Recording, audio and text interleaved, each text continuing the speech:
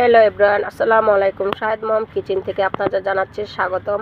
আজকে আমি চেবা শুটকি বড়া বানাবো ধুন্দুল পাতা দিয়ে। এখানে চেবা শুটকিটা ধুয়ে বেটে নিচ্ছি, সাথে শুকনা মরিচটা বেটে নিব। চেবা শুটকি আর শুকনা মরিচ একসাথে বেটে নিব। শুটকি আর মরিচটা বাটা হয়ে গেছে, এখন আমি রসুনগুলো বেটে নিব। রসুনটা বেটে নিচ্ছি, রসুনটা বাটা হয়ে গেছে। রসুনটা বাটা শেষ, এখন আমি পেঁয়াজটা বেটে নিব।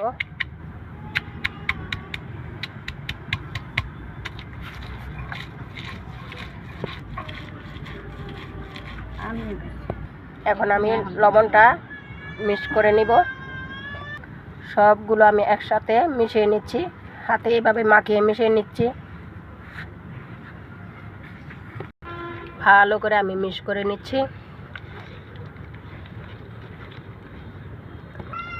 শুটকিটা এখন আমি পাতার ভিতরে দিয়ে দিচ্ছি, ঠিক এইভাবে দিবেন বিছিয়ে। এখন আমি পাতাটা এইভাবে বলে নিচ্ছি। এখন কত ভাজা ভাজা আমি পাতাটা বলে নিচ্ছি।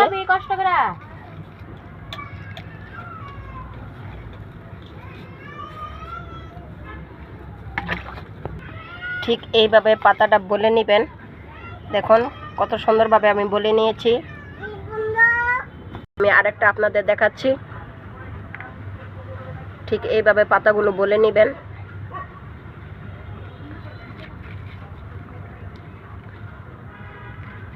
দেখুন কত সুন্দর করে বলে নিচ্ছি। আমার বলা হয়ে গেছে। দেখুন এইভাবে আমি সবগুলা পাতা বলে নিয়েছি, ঠিক এইভাবে বলে নেবেন।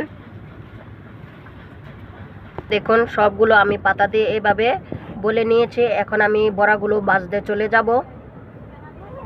চুলাতে একটা কড়াই বসে দিয়েছি, এখন আমি বড়াগুলো ভেজে নিব।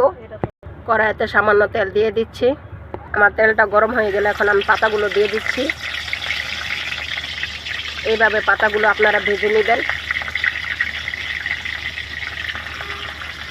আমি সবগুলো বড়া দিয়ে দিচ্ছি, এভাবে ভেজে নিব। দেখুন আমি এখন বড়াগুলো উল্টে দিচ্ছি এক এক করে।